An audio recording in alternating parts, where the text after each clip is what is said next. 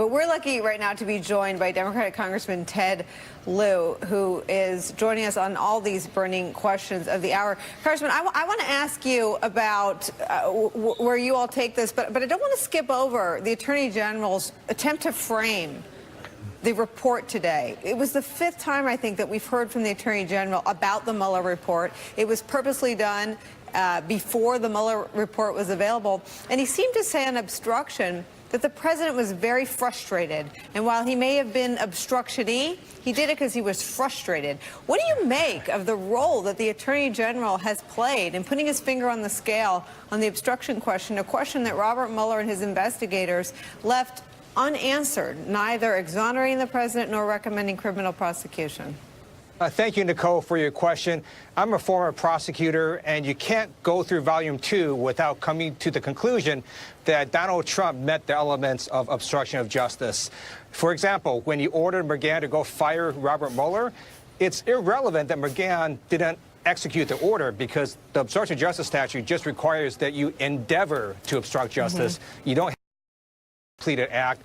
Bill Barr's fringe legal theory is that because Donald Trump didn't commit a second underlying crime, he basically could not have done obstruction of justice. That's nowhere in the statute. Most scholars reject it out of hand. Bill Barr is way out of the mainstream in terms of legal establishment, and he looks more and more like just a political hack.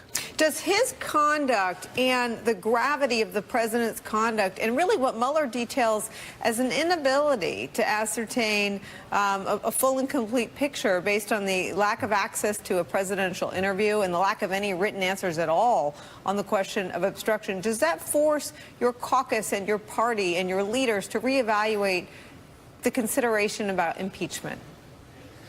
On the House Judiciary Committee, we don't have a record yet. What we have is the redacted Mueller report. We have interesting reporting by MSNBC and others. We have people saying things on TV. What we actually need is to build a record.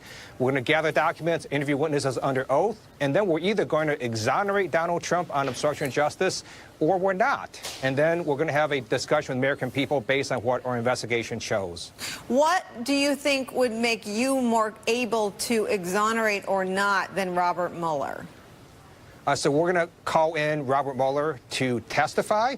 My hope is that he actually does that. And if you look at the Mueller report, it really looks like he said, basically, I can't indict a sitting president. I'm going to lay out what happened with obstruction of justice. And now you, Congress, or the institution that can hold Donald Trump accountable, that's what House Democrats are going to do on the Judiciary Committee. Did you hear in Barr's testimony when he talked about the first release of the Mueller report being a first pass, that they were getting on a war footing to fight with you about the underlying evidence or the unredacted version? I understand actually an unredacted version will be made available to some members of Congress, but do you have suspicion about how transparent the Department of Justice will be, or are you optimistic that you'll be able to obtain the underlying evidence and access to all of Mueller's witnesses? Based on Bill Barr's conduct, I've lost all faith and credibility in Bill Barr. He wrote a 4-page summary that was very misleading. He then did a press conference where he made additional misstatements of fact related to the Mueller report. So we don't trust Bill Barr. We need to see the full unredacted report. We want to hear from Robert Mueller as well. Congressman Swalwell called for his resignation today. Do you agree with that, or are you not there yet? I know that Bill Barr took one oath, and it was not to Donald Trump. It was to the U.S. Constitution.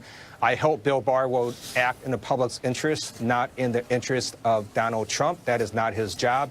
He is not Rudy Giuliani. He is the Attorney General. He needs to act on all of our interests and uphold the U.S. Constitution. I hope he continues to do that, but so far, he really looks just like a partisan hack. Congressman, thank you so much for spending some time with us. We're really grateful on a day like today. Thank you. Please come back.